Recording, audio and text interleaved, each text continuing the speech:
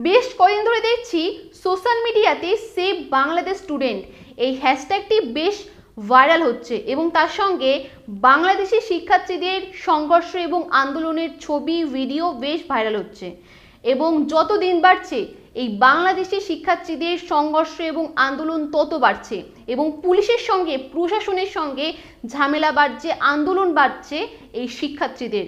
এবং বর্তমানে বাংলাদেশের রাস্তাঘাটে গুলি, বোমা বৃষ্টি এবং আগুন এখন অহরহ দেখা যাচ্ছে এবং তার সঙ্গে এই আন্দোলনে প্রায় কয়েকশো শিক্ষার্থী আহত হয়েছে এবং 50-এরও বেশি শিক্ষার্থী নিহত হয়েছে। তবে কি দাবি নিয়ে রাস্তায় নেমেছেন বাংলাদেশি শিক্ষার্থীরা, কি দাবি তাদের, চলুন জেনে নিই। 1971 সালে যারা বাংলাদেশি স্বাধীনতার জন্য লড়াই করেছিলেন এবং যে মুক্তিযোদ্ধারা লড়াই করে শহীদ হয়েছিলেন তাদের পরিবার এবং পরিবারের সদস্য এবং সন্তানদের জন্য বাংলাদেশ সরকার কিছু সরকারি চাকরিতে কিছু আসন সংরক্ষণ করে রেখেছে, যার কারণে সাধারণ যারা শিক্ষার্থী রয়েছে তাদের কাছে যোগ্যতা, মেধা এছাড়াও ডিগ্রি থাকা সত্ত্বেও তারা চাকরি পাচ্ছেন না। 2024 প্রথম নয়, 2018 সালেও এই ইস্যুকে কেন্দ্র করে উত্তপ্ত হয়েছিল বাংলাদেশের মাটি এবং কোটা পদ্ধতির পরিবর্তনের জন্য রাস্তায় নেমেছিলেন শিক্ষার্থীরা এবং বিভিন্ন বিশ্ববিদ্যালয়ে একত্রিত হয়ে এই আন্দোলনে যোগ দিয়েছিলেন। তাদের মধ্যে অন্যতম হচ্ছেন রাজশাহী বিশ্ববিদ্যালয়। এই আন্দোলনের পর সরকার জানিয়েছিলেন পুরাতন যে কোটা পদ্ধতি রয়েছে সেটাই বলবৎ থাকবে, তবে সংশ্লিষ্ট কোঠায় যদি প্রার্থী পাওয়া না যায় তবেই সাধারণ প্রার্থীদের মেধা তালিকার উপর ভিত্তি করে চাকরি দেওয়া হবে।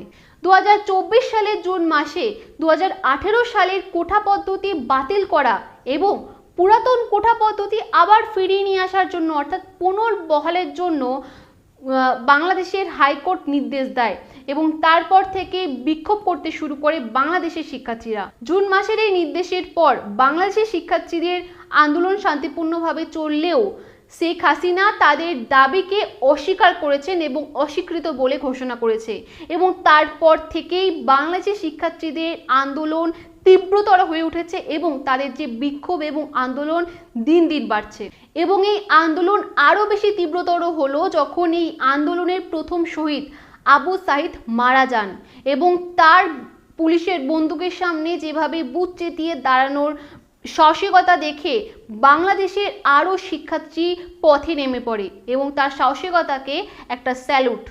এবং ইতিমধ্যে বাংলাদেশ সরকার সমস্ত স্কুল, কলেজ, বিশ্ববিদ্যালয়ে বন্ধ করেছে এবং ইন্টারনেট পরিষেবা বন্ধ করেছে, এছাড়াও দেশ জুড়ে লকডাউন ঘোষণা করেছে। আন্দোলনে বহু ভারতীয় শিক্ষার্থী বাংলাদেশে আটকে রয়েছেন এবং তাদেরকে দেশে ফেরানোর ব্যবস্থা ইতিমধ্যে করা হয়েছে।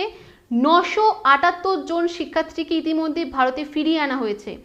বাকি যে ভারতীয় শিক্ষার্থীরা বাংলাদেশে আটকে পড়েছেন তাদেরকে বাড়ি থেকে না বেরোনোর পরামর্শ দিয়েছেন বাংলাদেশি সরকার। পূর্ব বাংলা হোক বা পশ্চিম বাংলা, গোটা বাংলাতেই সরকারি চাকরি নিয়ে একই ছবি ধরা পড়েছে, যেখানে সরকারি চাকরি আমাদের প্রাপ্য অধিকার, সেই অধিকারের জন্য আমাদের লড়াই করতে হচ্ছে, রক্তক্ষরণ করতে হচ্ছে এবং শহীদ হতে হচ্ছে।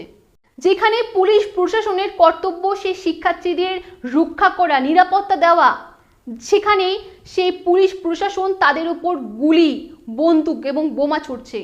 এই ছবি সত্যি ধিক্কারের, এই ছবি সত্যি নিন্দার। নমস্কার, আমি সুমিতা, আপনারা দেখছিলেন সুমিতাস অ্যাসাইনমেন্ট।